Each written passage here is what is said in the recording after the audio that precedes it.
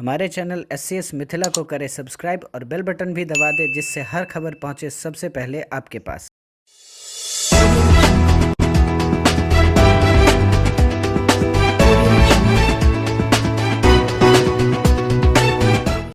आप देख रहे हैं SCS मिथिला। मैं हूं तुषाली। हम आपको बता रहे हैं बड़ी खबर आ रही है बेगूसराय से।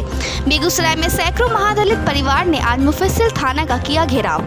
आरोप है कि रात के जिनेदपुर वार्ड नंबर 11 निवासी दोंगल सदा के परिवार के साथ गांव के कुछ दबंगों ने मारपीट किया। स्थानीय लोगों का आरोप है कि दबंगों ने पुलिस की मिलीभगत से मारपीट किया।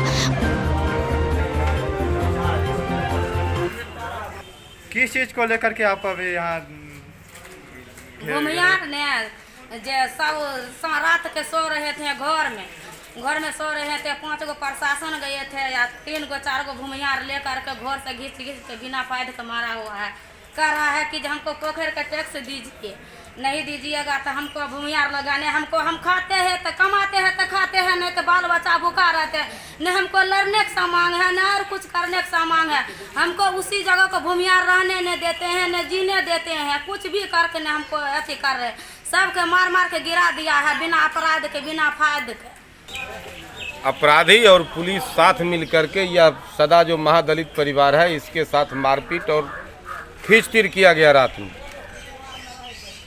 और कारण वहाँ पूर्व में संवेदक के द्वारा एक पोखर निर्माण कराया जा रहा है, जिसमें अपराधी के द्वारा ड्राइवर और उसके सहयोगी के साथ मारपीट की गई है, जिसमें ये लोग कोई नाम एक्यूज नहीं है, अन्य उनके खिलाफ हुआ है।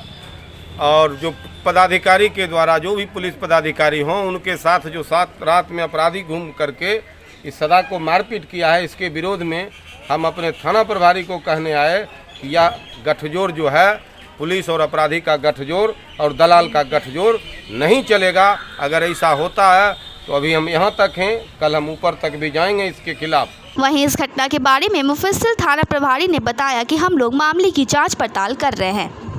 SCS मिथिला के लिए बिहार के बेगूसराय से कमलेश मिश्रा की रिपोर्ट।